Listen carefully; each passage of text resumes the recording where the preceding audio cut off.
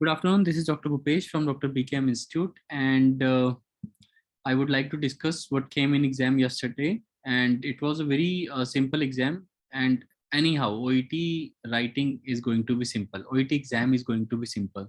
I have always told you guys, if reading is difficult, cutoff will go down, which obviously means कि अगर paper मुश्किल आया है तो कट ऑफ का मतलब होता है कि जो आपके पास होने का मार्क्स है वो 30 भी काफी है आउट ऑफ 42। हो सकता है 29 भी काफी रहे, पर 30 तक हमें कोशिश करनी ही चाहिए। अगर पेपर आसान आया है तो 32 भी जा सकती है, 33 भी। तभी मैं कहता हूँ ये सोचने से नहीं होगा कि कितना करना है, कितने क्वेश्चन गलत हैं, कितने मुश्किल हैं।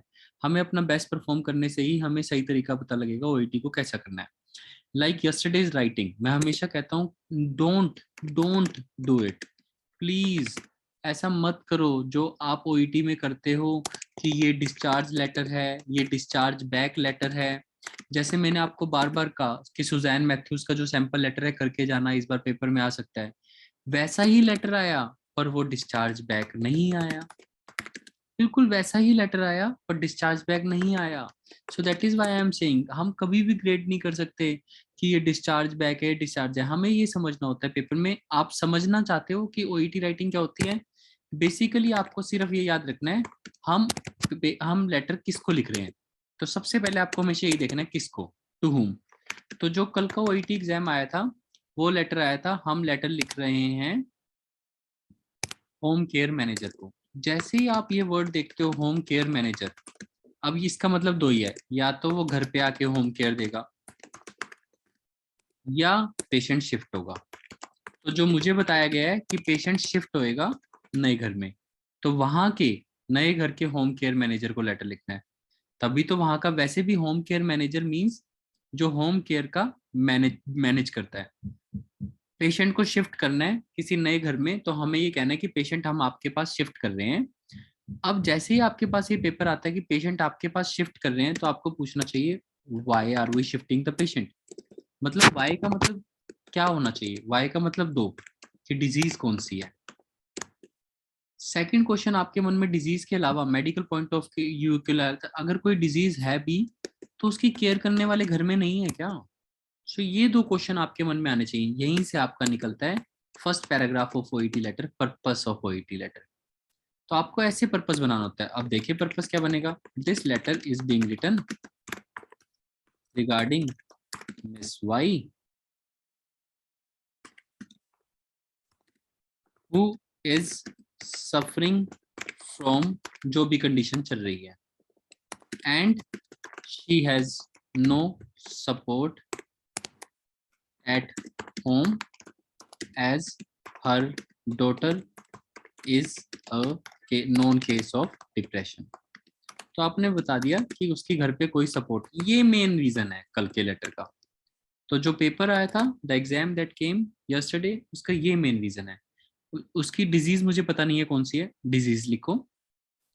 उसके पास कोई सपोर्ट नहीं है, एंड हर डॉट एज, क्योंकि ये एज कनेक्टर लगता है क्योंकि, और उसके पास सपोर्ट नहीं है क्योंकि उसकी डॉटर डिप्रेशन की केस है। So she is being shifted. अब मान लो कि वो शिफ्ट नहीं हो रही, ये होम केयर मैनेजर किसी को भेज रहा है घर पे मैनेज के लिए। सो she is being referred under your services. ये वाला word under your services, referred, ये दोनों ही केस में ठीक है। चाहे आप पेशेंट को शिफ्ट कर रहे हो तो भी, और अगर वो घर आके सर्विसेज देगी तो भी रेफर्ड अंडर योर सर्विसेज। बात तो ठीक ही है ना कि आपकी सर्विसेज के अंडर रहेगी चाहे अपने घर पे रहे। तो ऐसे वर्ड्स आपको सेव करते हैं जब आपको श्योरिटी नहीं होती। पर जो मुझे बताया गया लेटर ये है कि पेशेंट को शिफ्ट किया जा रहा है, तो ऐसे लिख सकते हो so she is being shifted to your place for the ongoing care या for the follow up care.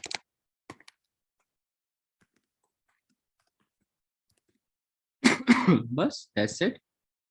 इस डिसीज से सफर कर रही है, उसके सपोर्ट नहीं है। सो आप ऐसे भी लिख सकते हो so she needs follow up care, अच्छा वर्ड नहीं है। So she needs care for which she is being referred to you. आप ऐसा भी लिख सकते हो she is being referred under your expertise. आप कैसे भी लिख सकते हो। आप प्लीज देखिए कितनी आसानी से लिख सकते हो। सोचो ऐसा पेपर आया कल ओईटी में, अगर ऐसा आसान पेपर आए और फिर भी आप लोग को ओईटी मुश्किल है और मैं आपको डेली बता रहा हूँ ओईटी आसान है, तो फिर आपको ये समझना पड़ेगा ना आसान है। उसके बाद देखिए ऐसे लेटर में सोशल हिस्ट्री और मेडिकल हिस्ट्री इंपॉर्टेंट होगी या नहीं होगी? जरूर इंपॉर्टेंट होगी। पहली बात तो डॉटर की बात ही आ गई है। So Miss Y has a daughter, उसका नाम लिख दो Mrs X, and she is a known case of depression, या शी इज, अगर वहां पे लिख she is depressed also, apart from this, जो भी वहां पे दिया होगा, apart from this she doesn't have any other family member. अगर फ्रेंड्स के बारे में दिया तो वो भी लिख दो कि she has friends but no one comes to see her. जो भी वहां पे दिया है, अगेन ऐसी बातें इंपॉर्टेंट हो जाएंगी। अब जो भी उसको मेडिकल प्रॉब्लम्स हैं तो बिसाइड्स वर्ड का यूज करते हैं। जब सोशल हिस्ट्री को मेडिकल हिस्ट्री में कन्वर्ट करते हैं उसी पैराग्राफ में, तो besides word, besides she is also having, she besides she is having, मतलब अगर उसको यहाँ पे मेन प्रॉब्लम डायबिटीज है तो she is having hypertension and asthma as well, generally saying. अब मेरे को नहीं पता कल पेपर में क्या है, तो आपने ये सारी, अब आप कहोगे सर ये प्रॉब्लम क्यों बतानी है? अगर वो किसी के घर पे जा रहा है, कहीं पे रहने जा रहा है, तो उसको सारी बातें पता होनी चाहिए मेडिकल प्रॉब्लम्स क्या है। फिर ड्यूरिंग अवर केयर हमने क्या किया? During our care patient was given this and this thing, passive voice आपको हमेशा बताया, simple, during our care the patient was given this and this thing, जो भी आपने दिया। अलोंग विद दैट उसको काउंसलिंग भी दी, अगर by chance counselling was also given. कितना आसान है, ऐसे आराम से लिखना होता है। काउंसलिंग वाज आल्सो गिवन, ये पैराग्राफ खत्म हो जाता है। फिर हम कहते हैं now she is being shifted to your place as there is no one to assist her, कोई नहीं है, there is no one to assist her, कोई उसकी मदद करने वाला नहीं है। अब मेन बातें, it would be greatly appreciated, जो भी अब आपको पॉइंट्स दिए हैं। तो ऐसा होता है एक डिस्चार्ज लेटर, बस सिंपल देखो। डिस्चार्ज लेटर में भी, डिस्चार्ज लेटर, यू नो, अगर हम कहें डिस्चार्ज लेटर या फिर विजिट लेटर, इनमें कोई फर्क नहीं होता यार, सब एक जैसे हैं। बस आप पेशेंट को पेशेंट समझो। फर्स्ट पैराग्राफ में पर्पस, कल के लेटर का पर्पस ये था कि उसको केयर चाहिए। क्यों केयर चाहिए? क्योंकि डॉक्टर प्रोवाइड नहीं कर पा रही है। डॉक्टर क्यों नहीं प्रोवाइड कर पा रही? क्योंकि वो डिप्रेशन है और उसके अलावा फैमिली में कोई सपोर्ट नहीं है, इसलिए हम पेशेंट को आपके पास भेज रहे हैं। फिर हमने पेशेंट की सोशल हिस्ट्री बताई, मेडिकल हिस्ट्री बताई। और आपको ये जान के, अगेन मैं हमेशा बोलता हूँ, आपको ये जान के हैरानगी होगी, हमें सिर्फ 14 मिनट्स टोटल बात करते हुए, यानी ये लेटर लिखते हुए हमें 5 मिनट्स भी नहीं हुए। यानी इतना आसान पेपर था, 5 मिनट्स में लिख सकते थे। यानी first paragraph purpose, second paragraph social history plus medical history, third paragraph during our care the patient was given this along with this, जो भी आपने दिया, मतलब ड्रेसिंग अप्लाई किया किस चीज के लिए, dressing was also applied for this and this thing, जो भी आपने किया, was plus third form, dressing was also applied. तो यानी देयर इज नथिंग डिफिकल्ट। फिर now she is being shifted to your place as there is no one to assist her at her home, उसके अपने घर पे कोई नहीं है।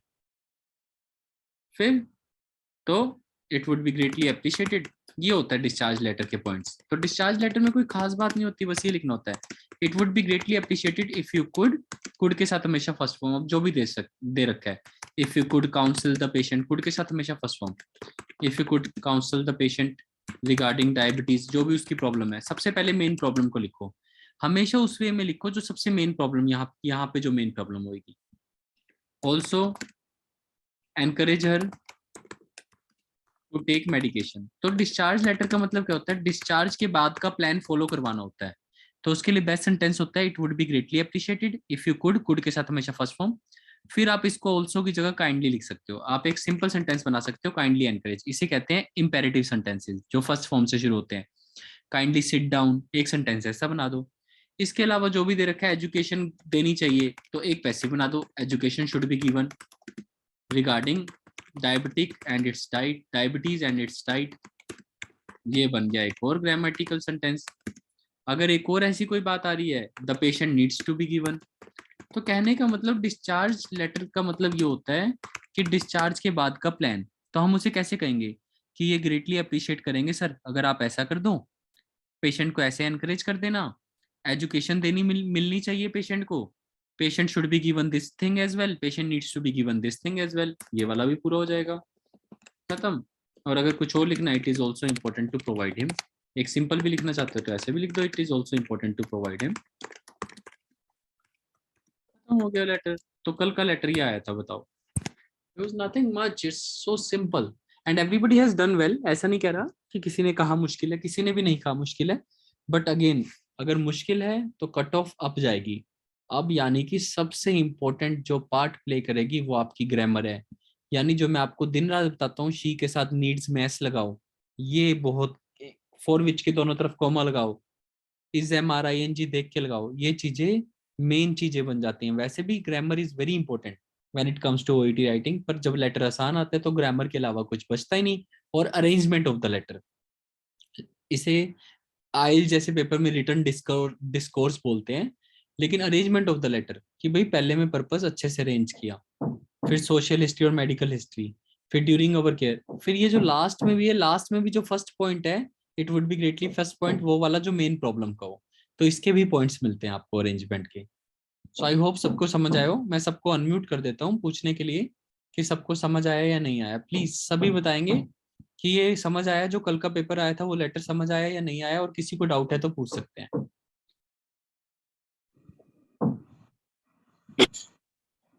प्लीज किसी को कोई भी डाउट बताइए। सुन के कैसा लगा कि ऐसा पेपर आया?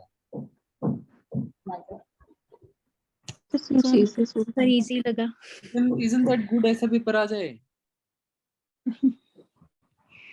Hope so sir. मैम अगर नहीं भी आया तो भी ऐसे ही आपको लिखना है, तब भी नहीं आसान है। Yes sir. ठीक है, this is doctor Bhupesh from doctor BKM institute, our contact number is 7696734256। तो प्लीज इसको पढ़ना डिस्चार्ज लेटर के लिए भी और वैसे भी। वैसे थोड़ा सा डिस्चार्ज लेटर का मतलब होता है क्या, आप प्लीज समझो। डिस्चार्ज का मतलब पेशेंट को डिस्चार्ज कर रहे हैं, उसके बाद एक प्लान होता है। तो अगर समझो कि आप होते, मैं आपको ईमेल लिख रहा होता कि यार मैं पेशेंट को डिस्चार्ज कर रहा हूँ तो आप ये कर देना, तो मैं क्या कहता, मैं कहता कि it would be greatly appreciated अगर आप ऐसा कर दो तो फर्स्ट लाइन यही बनाता, अगर आप ऐसा कर दो तो। फिर मैं आपको सेकंड बोलता, फिर उसी बात को फिर मैं सोचो दूसरी बात कर रहा हूँ, मैं दोबारा वही बोलता, इट वुड बी ग्रेटली। तो आपको लगता है यार बार बार एक जैसा क्यों बोल रहा है, तभी मेरे को चेंज करना पड़ता है, इसलिए मैंने उसको चेंज करके सेकंड सेंटेंस बनाया हमेशा काइंडली। काइंडली के साथ हमेशा first form, kindly educate, kindly encourage. फिर एक सेंटेंस बनाओ, the patient should be given. एक सेंटेंस बनाओ, the patient needs to be given, या नीड्स टू बी एजुकेटेड, या नीड्स टू बी एनकरेज्ड, ऐसा कोई भी वर्ड थर्ड फॉर्म। तो जो ये वाले दो हैं, ये सेंटेंस आपको पैसिव वॉइस के मार्क्स देंगे, B plus third form, B plus third form, ये पैसिव है।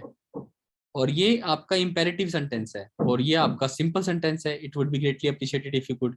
और एक सिंपल सेंटेंस बना दो, it is important for the patient, it is also important to provide him या to do daily dressings for the patient. देखिए एक line ऐसी बन जाएगी। सबसे मुश्किल लाइन को ऐसे आसान लाइन में, जो मुश्किल लाइन है उसको आसान लाइन में डालो, या फिर और आसान लाइन कौन सी है, ये वाली। जो मुश्किल वर्ड्स हैं उसको इजी लाइंस में डालो, फिर आपको अपने आप बैलेंस लगेगा और आपको डिस्टरबेंस नहीं होगी। This is how you attempt your letter. Again take care, thank you.